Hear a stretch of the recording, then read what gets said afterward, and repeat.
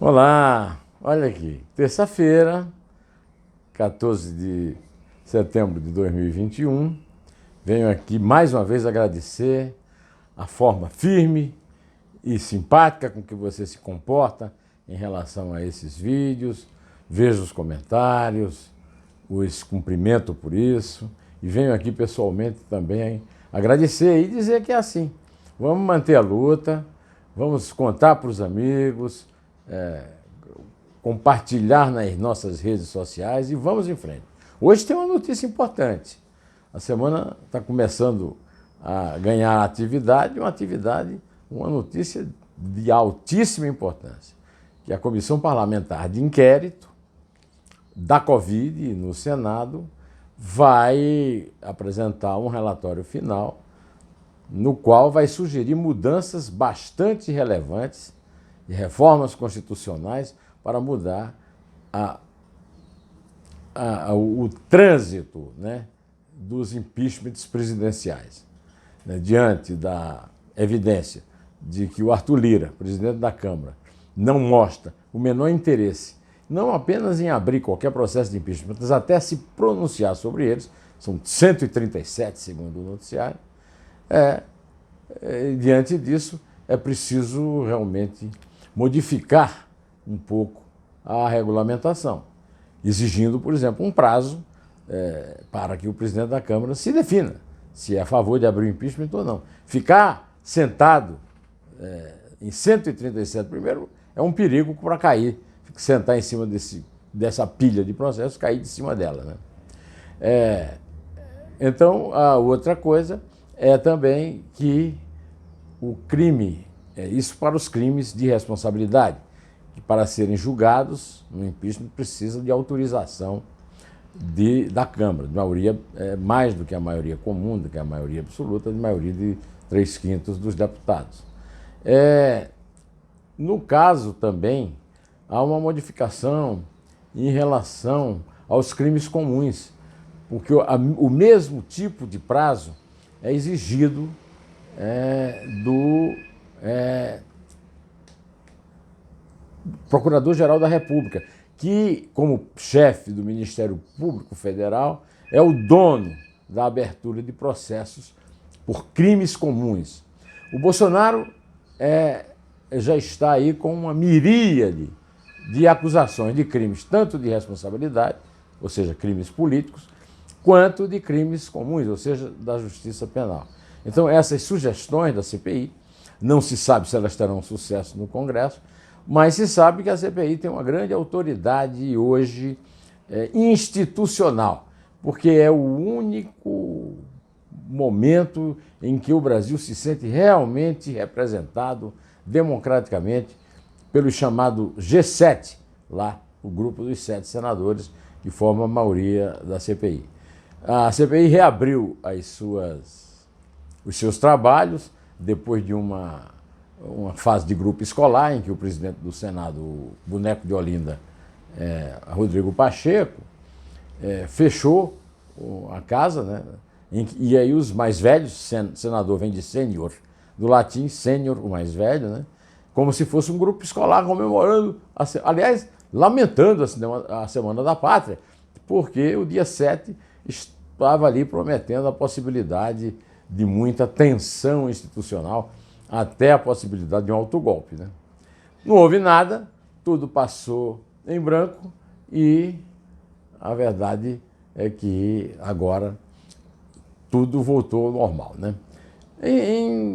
Relativamente, a senhora Carmen Lúcia manifestou, como sempre, aquela dubiedade do Supremo Tribunal Federal. Ela, ao julgar uma ação a respeito de decisões da Câmara, né? Inclusive essa proposta de mudança da CPI, ela disse que isso é um assunto de economia interna da Câmara. Nós podemos até reconhecer que é um absurdo que a Câmara jogue para o Supremo a responsabilidade por tudo e depois diga que o Supremo está politizando a justiça, quando na verdade é a Câmara que está fugindo da responsabilidade. De qualquer maneira, a Carmen Lúcia podia ter tido uma posição mais afirmativa em relação a isso, para ajudar um pouco nesse debate aí, né? não ajudou em nada, tá certo? Ainda repercute muito o fiasco das manifestações contra o Bolsonaro, ou seja, a favor do impeachment. Eu só queria repetir aqui para vocês um tweet que eu fiz, lembrando que não há uma obrigação constitucional para o chamado clamor popular. Não se pede uma manifestação do povo sobre impeachment de presidente, apesar do presidente ter sido eleito pela maioria dos eleitores, né? Ou seja, pelo povo de verdade. Não é o povo que vai para a rua, é o povo que vai para a urna e põe lá o seu voto secreto de uma forma confiável, auditável. Os partidos são, inclusive, convocados a participarem ali da intimidade da contagem final e não vão porque não querem, né? Muita gente protestou aí contra isso, mas eu quero lembrar a vocês que o Bolsonaro já cometeu crimes demais, tanto de responsabilidade como eleitorais e penais, propriamente ditos. E um grupo de juristas, sob a liderança de Miguel Reale Júnior, vai até a CPI exatamente para levar uma análise do direito a respeito da questão do impeachment do Bolsonaro, que é um dos assuntos do relatório, pelo menos será um dos assuntos do relatório do senador Renan Calheiros, né? Um outro assunto que está dando aí muita efervescência aí nas redes sociais é o jantar que o Nagy Narras deu para o Temer, com a presença de muitos brasileiros, né, em que o Bolsonaro foi bastante ridicularizado, né, no jantar. E o jantar foi... As imagens foram distribuídas pelo marqueteiro do Temer, o Elcinho Moco. Mas isso aqui eu queria lembrar também a vocês que o Supremo tem dado sinais bastante contraditórios em relação à CPI. Eles obrigam os depoentes que a CPI convoca a irem lá, mas aí dão um direito de eles não produzirem prova contra si mesmos, o que no fundo é usado como um direito ao silêncio total. Foi a esse direito que recorreu o Marcos Tolentino, mesmo diante de todas as evidências apresentadas pelo relator e pelos senadores do G7, de que as dúvidas, não há mais na CPI dúvidas sobre o fato de ele ser o dono do tal do PIB mentira, banco, que não é banco, né? E que ele não adiantava dizer, olha, eu não vou falar. Mas aí é o seguinte, por que tem que convocar para depor? Uma vez que a CPI já tem toda a documentação colhida em sigilos quebrados, tanto bancário, quanto da economia, quanto telemáticos, telefônicos e tal, então que use as informações que já são suficientes para que, segundo o próprio relator e os outros senadores da chamada maioria lá, né, que na verdade é uma manifestação da minoria, a CPI é um direito de minoria, fazem questão de dizer que o silêncio para o qual o depoente está apelando é bastante incriminador. Ou seja, se ele apela para qualquer tipo de silêncio, é porque ele tem muito a esconder, ou seja, ele tem muita culpa a responder por elas, né? O depoimento do Tolentino, desse ponto de vista, não pode ser considerado nem importante, relevante, nem também um tiro na água, porque, afinal, se os senadores já têm a documentação toda, poderão usá-la, né?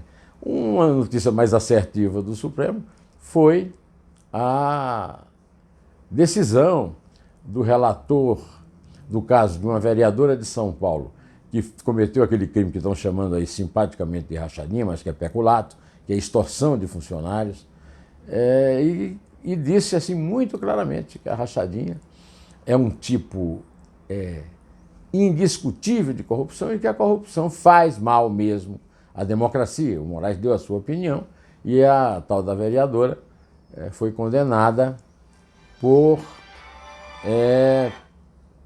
ter usado desse expediente. Desse expediente também é acusado o senador Flávio Bolsonaro, filho primogênito do do Jair Bolsonaro. Só que, mais uma vez, o empregadinho do Jair Bolsonaro no Supremo, o Nunes Marques, Cássio com K, não devolveu o pedido de vista, permitindo que se discuta.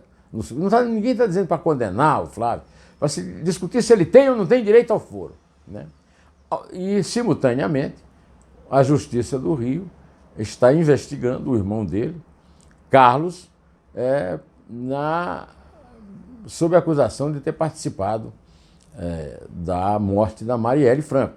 É uma notícia grave, é uma notícia pesada e é uma notícia que demonstra o porquê do nervosismo e do recuo covarde do Bolsonaro depois de ter conversado com o ministro do Supremo, o Alexandre de Moraes. O jornal Estado de São Paulo, que participou hoje, que deu um grande furo sobre o orçamento secreto, o tratoraço, o bolsolão, traz em manchete da edição desta terça-feira uma notícia consagradora. Afinal, o furo do Breno Pires foi negado como sendo fake news pelo secretário de Comunicação, o ridículo Fábio Faria, e todos aqueles puxa-sacos do Bolsonaro, mas um desses puxa-sacos, o auditor-geral da República, né, que é um militar, né, o Wagner Rosário, foi obrigado a oficiar ao Ministério que pagou aquelas emendas do orçamento secreto a pararem de pagar verbas pelo orçamento secreto para financiar a compra de máquinas agrícolas para prefeitos aliados de Bolsonaro no ano anterior ao ano da eleição. É uma notícia importante. O Breno Pires está de parabéns pelo furo, que está sendo confirmado depois de tantas negativas do governo. Antes aqui de terminar, eu queria convidar você para domingo que vem, eu vou começar a partir de hoje a convidar, porque é imperdível, assistir o Dois Dedos de Prosa com Marcondes Falcão. Falcão! Mais um daqueles caras engraçados do Ceará, né? O Falcão, como você sabe, é um permanente frequentador dos Twitters e fez tweet recentemente sobre os quais eu perguntarei, né, a respeito desses fatos que nós estamos comentando aqui, né? Inclusive, num desses tweets, ele concordou comigo a respeito de uma dessas medidas estapafúrdias do Bolsonaro que eu andei criticando. Mas aí você vai ter que esperar o Dois Dedos de Prosa para ver que tweet foi esse e qual é a opinião do Falcão. Por enquanto, eu vou ficando por aqui, direto ao assunto. Em pé, só a verdade salvará as nossas vidas.